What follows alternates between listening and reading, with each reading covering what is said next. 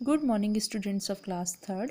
बच्चों, आज हम हिंदी पाठमाला में चैप्टर 10 रीड करेंगे जिसका नाम है एकता में बल।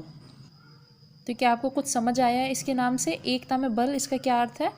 बच्चों, एकता होता है एकजुट होकर रहना, यानी कि कुछ काम करना एकजुट होकर।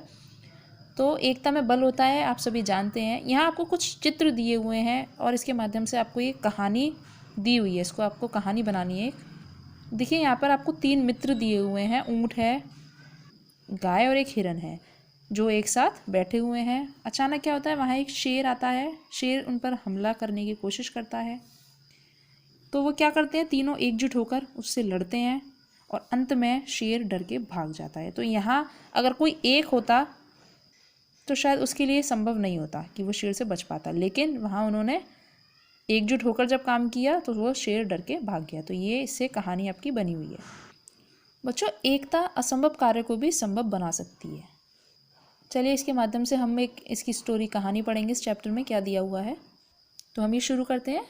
किसी जंगल में कबूतरों का एक झुंड रहता था। एक बूढ़ा कबूतर उनका मुखिया था। सभी उसकी बात मानते थे। एक दिन सभी कबूतर दाने की खोज में निकले। सबसे आगे बूढ़ा कबूतर था, उसके पीछे सभी कबूतर उड़ रहे थे। वे कभी तेज उड़ते, कभी हवा में गोता लगाते और कभी हवा में शांत तैरने लगते। तभी कबूतरों को धरती पर धान बिखरे हुए दिखाई दिए। धान आप जानते हैं, जो चावल होते हैं उनको बोला जाता है, जिन पर छिलके लगे हुए होते हैं, तो वो उनको बिखरे हुए दिखाई देते हैं।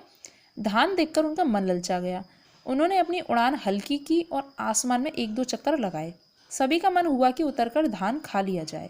नीचे उतरने की गलती मत करना, बूढ़ा कबूतर चेतावनी देते हुए बोला। इस जंगल में दूर दूर तक धान पैदा नहीं होता।